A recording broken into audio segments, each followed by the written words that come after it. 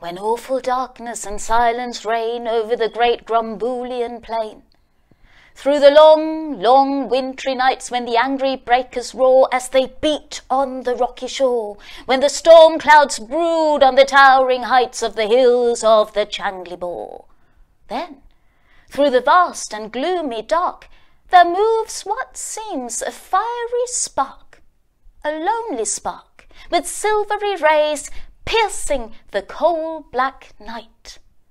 A meteor, strange and bright. Hither and thither the vision strays, a single lurid light. Slowly it wanders, pauses, creeps, and on it sparkles, flashes, and leaps, and ever as onward it gleaming goes, a light on the bong tree stems it throws, and those who watch at that midnight hour from hall or terrace or lofty tower cry as the wild light passes along, "The dong, the dong, the wandering dong through the forest goes, the dong, the dong, the dong with the luminous nose." Long years ago, the dong was happy and gay, till he fell in love with a Jumbly girl who came to those shores one day. For the Jumblies came in a sieve, they did, landed at eve near Zemery Fid, where the oblong oysters grow, and the rocks are smooth and grey, and all the woods and valleys rang of the chorus they daily and nightly sang. Far and few, the lads where the Jumblies live, their heads are green and their hands are blue, and they're wet to sea in a sieve, ha ha ha ha! Oh, happily, happily passed those days, whilst the cheerful Jumblies stayed. They danced in circlets all night long to the plaintive pipe of the lively dong, in moonlight, shine or shade.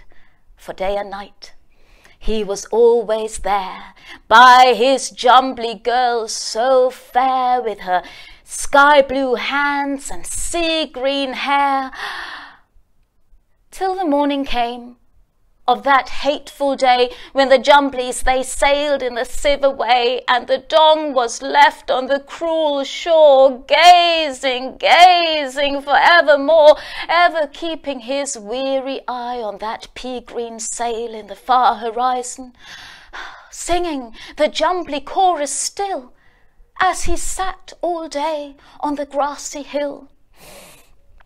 Far and few are the lands where the Jumblies live. Their heads are green and their hands are blue, and they went to sea in a sieve. But when the sun was low in the west, the dong arose and said, "What little sense I once possessed has quite gone out of my head." And since that day he wanders still by lake and forest, marsh and hill, singing, "Oh, somewhere in valley or plain might I find my Jumbly girl again. Forever I'll seek by lake and shore, till I'll be with my Jumbly girl once more." Playing a pipe with silvery squeaks, since then his Jumbly girl he seeks, and because by night he could not see, he gathered the bark of a twangum tree on the flowery plain that grows, and he wove him a wondrous nose. A nose as strange as a nose could be, of vast proportions and painted red, and tied with cords to the back of his head. In a hollow rounded space it ended, with a luminous lamp within suspended, all fenced about with bandage stout to prevent the wind from blowing it out, and with holes all round to send the light in gleaming rays on the dismal light. And now each night and all night long over those plains still roamed the dong, and above the wail of the chimp and snipe you might hear the squeak of his plaintive pipe, while ever he seeks, but seeks in vain, to be with his Jumbly girl again. Lonely and wild all night he goes, the dong with the luminous nose.